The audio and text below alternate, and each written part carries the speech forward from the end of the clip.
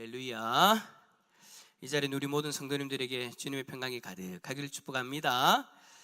오늘 말씀의 제목은 온전한 겸손이에요.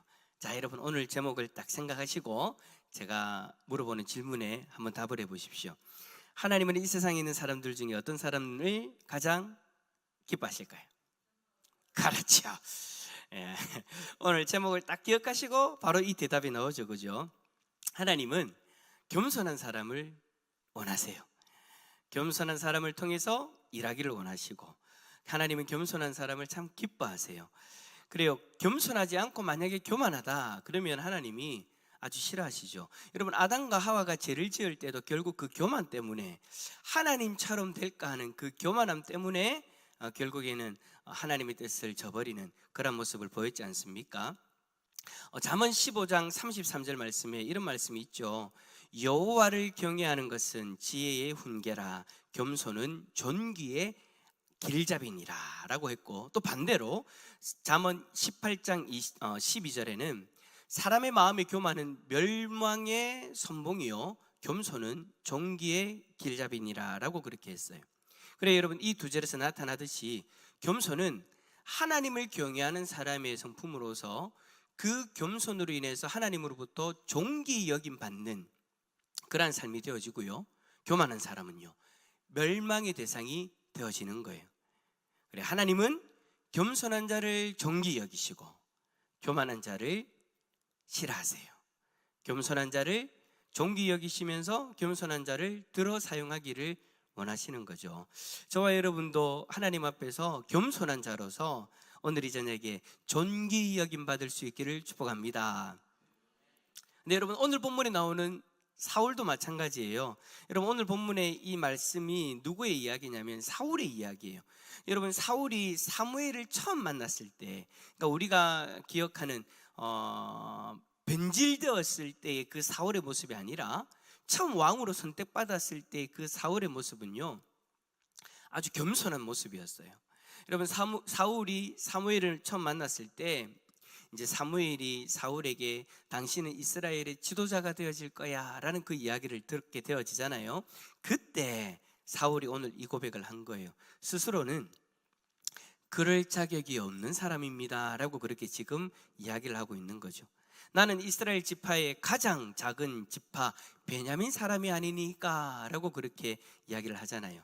그래요, 여러분, 베냐민 지파는요 이스라엘의 12지파들 가운데에 가장 작은 지파였습니다. 베냐민 지파의 선조인 베냐민 자체가 12아들들 중에 몇째였을까요? 막내였잖아요, 그죠? 막내로서 작은 지파다라고도 이야기할 수 있지만, 당시에 여러분, 사울 당시에 실제적으로 양적으로나 규모 면에서 아주 작은 모습이었어요. 근데 사실 처음부터 그런 작은 지파는 아니었죠. 여러분, 민수기 때 그 첫 번째 인구조사 때에 므낫세 지파에 이어서 두 번째로 적은 수였어요. 그런데 나중에 두 번째 인구조사를 할 때는요 12지파 중에 7번째로 많은 인구를 보유하게 되어져요. 심지어 여러분, 장자 지파인 루벤 지파보다도 더 많은 수였어요. 특히 여러분, 여호수아서를 보면 베냐민 지파가 유다 지파와 그리고 요셉 자손인 에브라임과 므낫세에 이어서 기업을 받을 정도로, 그러니까 네 번째로 자신의 기업을 배당받을 정도로 이제 베냐민 지파의 그 위신이 상승해져 있는 그런 모습이었죠. 그런데 이러한 베냐민 지파의 위상이 여러분 한순간에 무너지는 그런 일들이 있었지 않습니까? 그 일이 뭐냐니까, 베냐민 지파에 속한 기브아 사람들이 한 레위인 첩을 욕보인 사건이에요. 이것이 발단이 되어져 가지고 베냐민 지파가 나머지 지파들과 전쟁을 치르게 되어지는데, 그 결과 베냐민 지파가 약 600명 밖에 남지 않는, 다 죽여버려요. 아이고 어른이고 여자고 다 죽여버려요. 딱 600명 정도가 남는 그런 비참한 상황에 처해진 거죠. 그래서 이제 베냐민 지파가 이제 끊어졌구나, 이제 더 이상 베냐민 지파는 후손이 생기지 않는다라고 그렇게 이스라엘 백성들이 후회할 만큼 베냐민 지파가 완전히 꺾여져 버려요. 그러한 완전히 사라질 운명에 처했다가 나머지 이스라엘 지파들의 그 배려로 그 명맥만을 유지하게 되어졌죠. 그 지파의 한 사람이 누구냐니까 바로 사울인 거예요. 그런 사울에게 이제 사무엘이 이스라엘 지도자가 되어질 거야 라고 그렇게 말하니 사울의 입장에서는 황당한 거예요. 아니 내가 어떻게 베냐민 지파, 이 작은 베냐민 지파, 겨우 몇백만을 이어가는 이 베냐민 지파 가운데 한 사람인 내가 어떻게 이스라엘의 지도자가 됩니까? 이스라엘의 지도자라고 하면 좀 큰 지파들 중에 한 사람이 나와야 되지 않겠습니까? 큰 지파라고 하면 사람들이 지지해주고 힘을 합쳐주는 그런 자신을 따르는 많은 그런 사람들이 있는 지파의 한 사람이 나와야 되는 건데, 이거는 우리가 베냐민 지파는 이렇게 작은데 어떻게 나 같은 사람이, 나를 지원해 줄 수 있는 지파의 사람들도 별로 없는데 어떻게 나 같은 사람이, 사울의 입장에서는 황당한 거예요. 그래서 그렇게 이야기하는 거예요. 이스라엘 지파의 가장 작은 지파 베냐민 사람이 아니니까. 여러분 이제 이 왜 베냐민 지파가 작다라고 그렇게까지 이야기하는지 여러분 좀 아시겠죠? 그래 여러분, 베냐민 지파가 이스라엘 지파 가운데 아주 작은 지파, 그렇게 이야기하는 그 모습을 보면 사실 그대로를 인정하는 것 같아 보입니다. 그런데 여러분, 다음으로 이야기하는, 그러니까 사울이 지금 그 다음에 이야기하는 내용은요, 좀 사실과는 좀 다른 것 같아요. 21절에 또 나의 가족은 이라고 이야기하면서 가족에 대해서 이야기하죠. 베냐민 지파 모든 가족 중에 가장 미약하지 아니하니까. 사울의 집안이 베냐민 지파 가운데 가장 미약하대요. 여러분 정말 그렇습니까? 우리가 새벽에 지금 말씀을 살펴보시는 분들, 그리고 큐티하시는 분들은 아실 거예요. 그게 아니다라는 거. 9장 1절에 베냐민 집안을 소개할 때 성경은 미약한 집안으로 소개하지 않습니다. 1절에 말씀 볼까요? 한번 읽어봅시다. 시작. 베냐민 지파에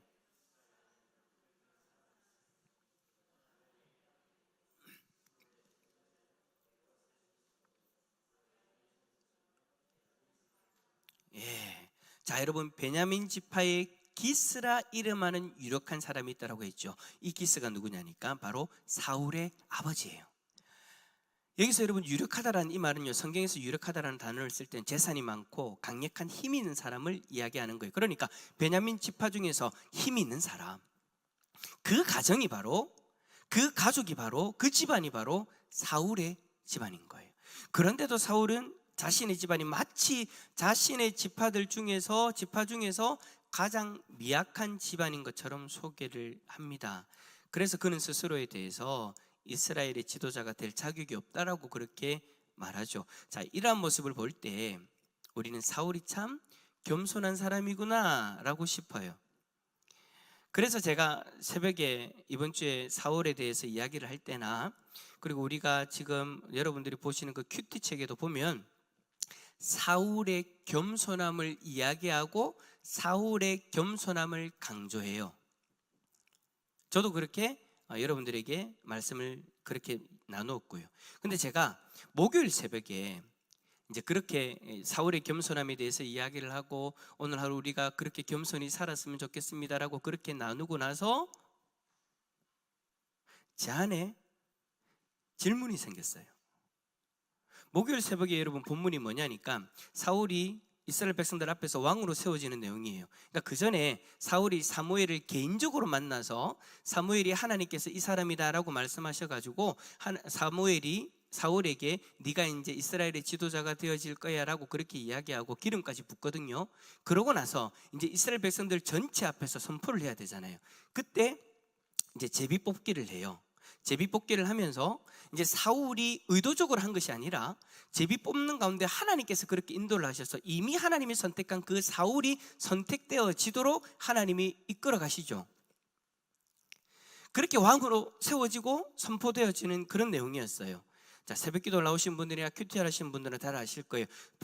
목요일 새벽의 본문이 바로 10장 17절부터 27절까지인데 그러한 장면들이 다 기록되어져 있어요. 그때 제가 사울의 겸손함을 또 이야기를 했어요. 사울의 겸손함을 이야기했는데 무엇을 가지고 사울의 겸손함을 얘기했느냐? 그전에는 제가 앞에서 오늘 우리가 읽었던 그 본문을 가지고 사울의 겸손함을 이야기했고, 이날도 사울의 겸손함을 이야기했는데 무엇을 가지고 이야기했느냐? 다 뽑혔어요. 사울이라고 왕이, 이제 지도자가. 그러고 나서 백성들이 보니까 사울이 없는 거예요. 사울이 어디 갔을까요? 어디 있었을까요? 숨어 있었어요. 어디에요? 진보다리 사이에.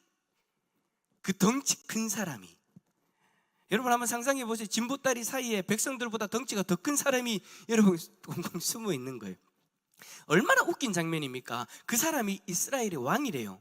자, 이 모습을 두고 겸손한 사울의 모습이다라고 그렇게 이야기를 했죠. 큐티책에도 그렇게 이야기를 했고, 저도 설교할 때 그렇게 말했어요. 그런데 설교를 마치고 나서 제가 저 자리에 앉아가지고 불 다 끄고 기도할 때 곰곰이 좀 생각을 해봤어요. 사울의 겸손함을 그렇게 이야기하고 나서 가만히 생각해 보니까 제 안에 이런 질문이 생기는 거예요. 사울의 겸손함이 과연 온전한 겸손함일까? 라는 질문이 생기는 거예요. 자, 왕으로 선택되어지는 그 자리에서 진보다리에 숨어 있는 것이 겸손은 겸손인데, 자신을 낮추는 겸손은 겸손 같아 보이는데, 저 안에 질문은 이것이 온전한 겸손일까 하는 질문이 저 안에 생기는 거예요. 여러분, 사울이 진보다리에 숨은 이유가 뭘까요? 어떤 사람은 그렇게 이야기할 거예요. 확신이 없어서. 근데 여러분, 사울이요, 여러분 그 말씀을 쭉 보신 분들은 아시겠지만 그가 이미 경험했던 여러 가지 경험들을 통해서 왕이 되어질 것을 확신하고 있었어요. 하나님의 영이 충만히 임해가지고 놀라운 영적 체험도 하고요, 왕이 되기 위한 새 마음, 새 능력도 그가 가지게 되었다라고 성경은 기록하고 있어요. 자, 그런 상태에서 그곳에 왔고, 그 상태에서 사울 자신이 왕이다라는 것이 선포되어졌어요. 그 자리에 사울이 여러분 숨었어요.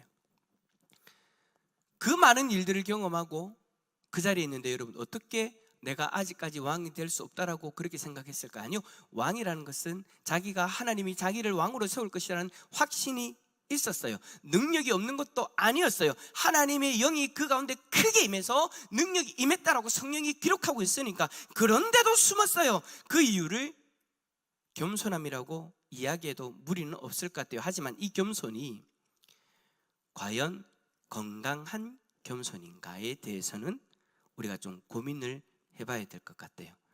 그래서 제가 이 자리에 앉아가지고 기도하면서 사울의 삶을 쫙 펼쳐놓고 한번 생각해 봤어요. 이 사울의 이 겸손함이 과연 건전한, 건강한, 온전한 겸손일까에 대해서 고민하면서 쫙 펼쳐놓고 한번 생각해 봤어요. 근데 여러분, 겸손함이라는 게 여러분 뭡니까? 겸손함의 단의 뜻이 뭐예요? 남을 높이고 자신을 낮추는 것이 겸손이지 않습니까? 근데 여러분, 사울을 가만히 보면요, 제 몸을 낮추는 데에 있어서 자신의 모습을 낮췄다라고 이야기하기보다는, 오늘 본문 말씀을 통해서 그 사울의 마음이 드러나는 거잖아요. 자신의 모습을 낮췄다라고 이야기하기보다는 자신 안에 있는 약점을 드러내고 있는 거잖아요. 자기 자신을 낮추고 남을 높이는 것이 아니라 사울은 지금 사무엘 앞에서 자신의 약점을 드러내는 거예요. 내가 속한 베냐민 지파는 지파들 중에 가장 작은 지파이지 않습니까? 그게 지금 사울의 약점이라는 거예요. 마치 여러분, 무슨 단어가 어울릴까를 가만히 생각해 보니까 자격지심 같아 보여요. 자격지심이라는 것이 뭡니까? 스스로 부딪히는 마음으로 자기 자신을 괴롭힌다는 뜻이거든요. 사울은 여러분 사무엘을 만나서 자신에 대해서 이야기하며 드러낼 때에 자신이 가지고 있는 그 출신의 한계로 인한 그 괴로움을 드러내고 있는 거예요. 나는 베냐민 출신입니다. 이스라엘 지파들 중에 작디 작은 베냐민 지파 출신입니다. 그렇기 때문에 베냐민 지파 중에 유력한 집안이라도 어디 내세울 수 없는 미약한 집안일 뿐입니다. 이런 나를 이스라엘 백성들이 인정해 줄 리 없습니다. 그래서 스스로가 부끄러웠던 거예요.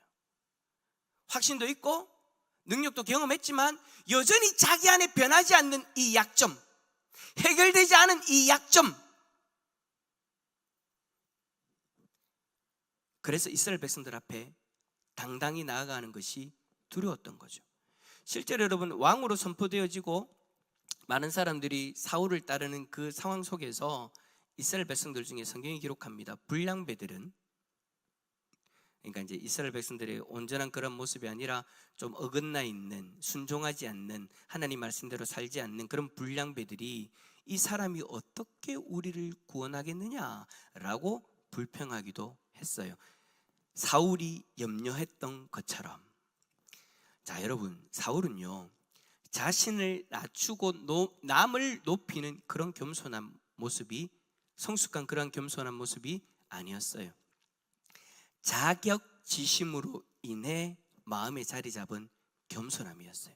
겸손함은 겸손함인데 성숙한 겸손함이 아니라 자기 안에 있는 그 약점 때문에 드러날 수밖에 없는 겸손함. 제가 여러분 겸손함이라는 단어를 계속 쓰는 이유는 주변에 있는 사람들은 사울이 그렇게 고백하고 그렇게 행동할 때 겸손함으로 밖에 바라볼 수밖에 없거든요. 나는 이것밖에 안 돼. 그래서 나는 이것을 못하는 사람이야. 이것밖에 안 돼서 나를 사람들이 인정할 리 없어. 사울은 그렇게 스스로를 다그쳤고 그래서 짐 속에 숨어 있었던 거예요. 문제는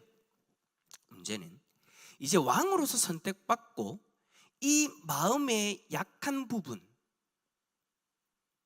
그 마음의 그 인생의 아킬레스건과 같은 그 약한 부분이 해결되어져야 되는데 그러지 못했다라는 거죠.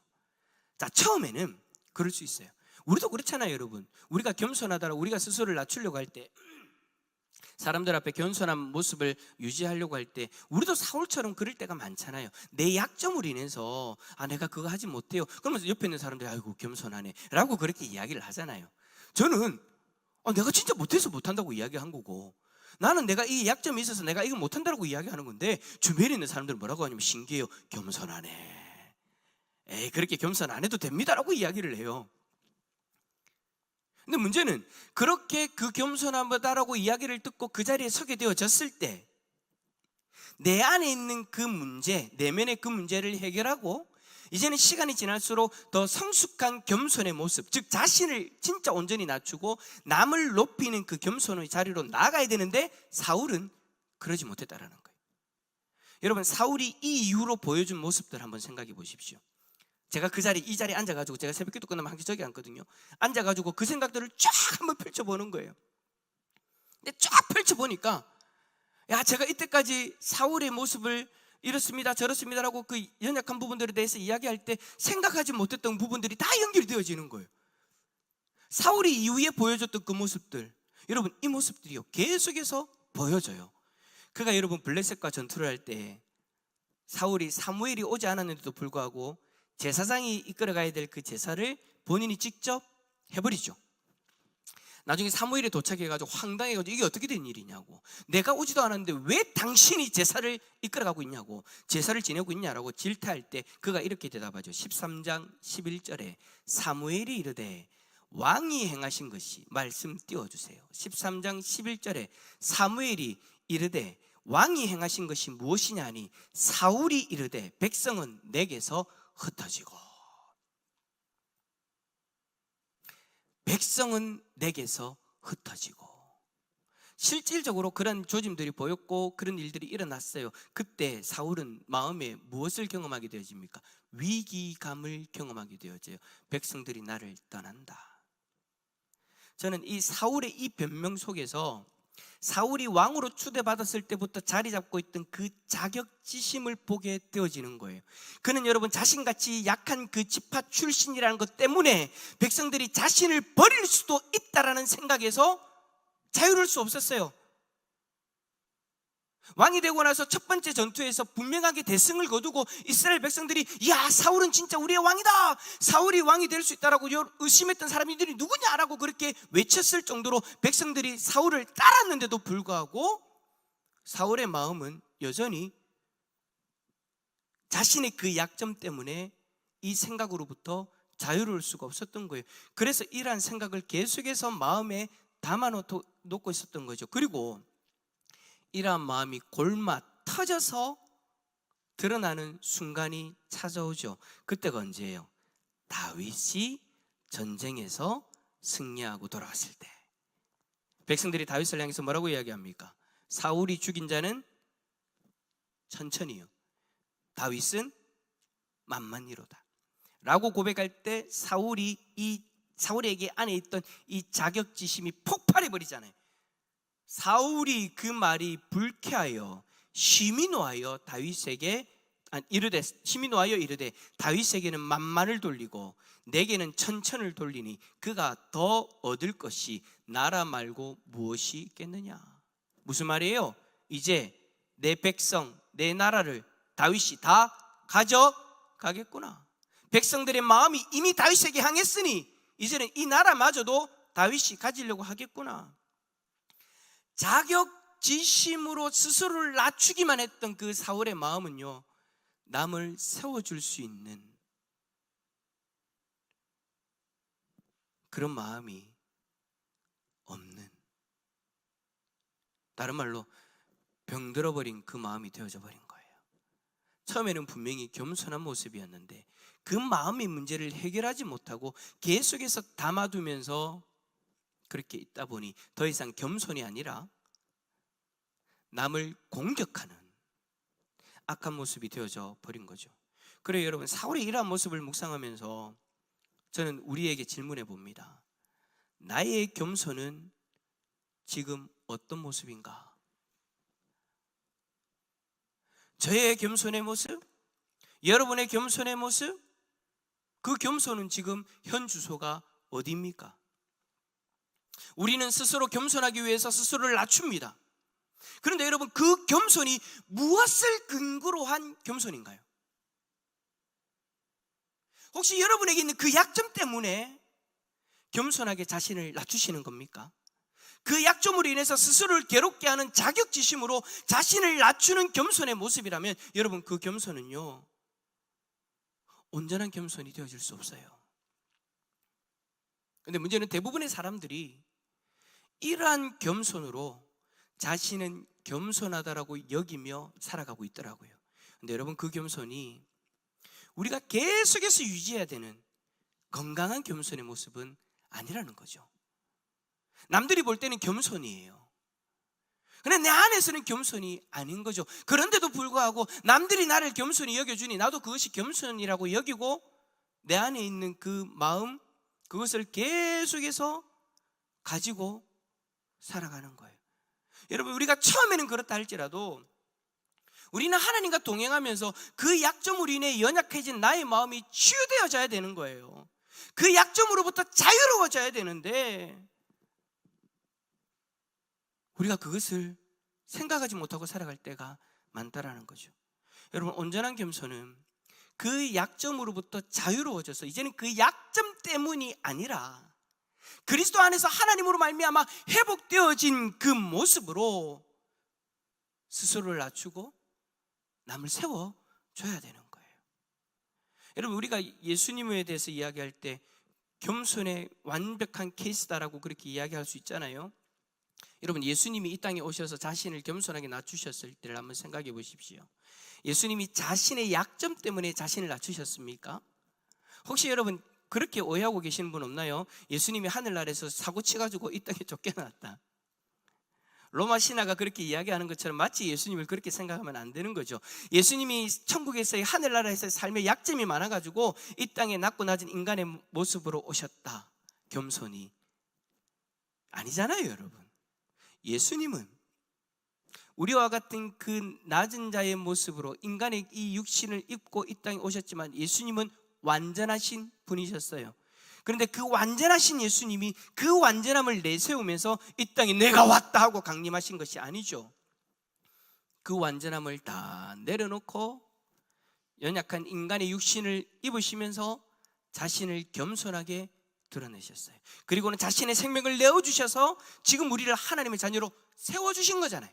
자기 자신을 낮추시고 우리를 세워주신 거예요. 이게 여러분 예수님이 우리에게 보여주신 성숙한 완전한 겸손의 모습인 거죠. 그 겸손의 모습 앞에서 여러분, 우리의 겸손은 어떤 모습인가? 한번 좀 스스로에게 질문해보고 스스로의 그 겸손을 점검해 볼 수 있기를 축복합니다.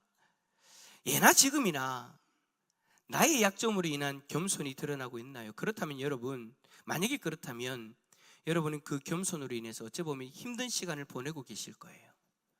내 안에 있는 그 약점 때문에 겸손이라고 그렇게 이야기하면서 그렇게 살아가고 있다면 힘든 시간을 보낼 수밖에 없어요. 왜냐? 그 약점으로 인해서 사울처럼 어느 순간 남을 질투하고 시기하고 미워하든지, 아니면 스스로를 더 자책하면서, 겸손이라고 이야기하면서 스스로를 더 자책하면서 끊임없이 스스로를 아무 필요 없는 존재라고, 미약한 존재라고 그렇게 여기고 있을 것이기 때문입니다. 그러한 겸손은요, 스스로를 병들게 만들더라고요. 그래서 나중에는 사울의 삶처럼 골마 터져 폭발해버리는 그런 일들이 일어나게 되죠. 여러분, 우리는 이 약점을요, 그리스도 안에서 해결해야 돼요. 그냥 여러분, 겸손이라는 그 포장지 속에 두면 안 된다는 이야기예요. 그 약점을 하나님 앞에서 내 약점으로 꺼낼 수 있는 용기가 필요합니다. 그 약점으로 인해 무너진 마음이 있다면 그 마음을 놓고 하나님 앞에 의탁해야 됩니다. 그 약점으로 인해 생겨져 버린, 무너져 버린 그 내 마음, 그것을 하나님 앞에 의탁하고 치유받아 되는 거예요. 그래서 여러분, 그 약점 때문이 아니라 회복된 하나님의 백성으로서 우리는 여러분, 겸손의 자리에 서게 되어질 때 회복된 하나님의 자녀로서 겸손의 자리에 서야 되는 거예요. 회복된 하나님의 백성으로서 예수님처럼 온전히 자신을 낮추고 예수님처럼 온전히 남을 세워줄 수 있는 그러한 겸손의 삶을 살아야 되지 않겠습니까? 여러분, 우리 안에 있는 그 약점, 우리 안에 있는 그 상처, 우리 안에 있는 내 속에 나만 바라볼 수 있는 그 나만의 그 약점, 그 아픔, 그 상처, 여러분, 하나님께 내어놔도 하나님은 절대 그것을 외면하지 않으세요. 하나님은 공고한 자의 공고를 멸시하거나 싫어하지 아니하신다고 했잖아요.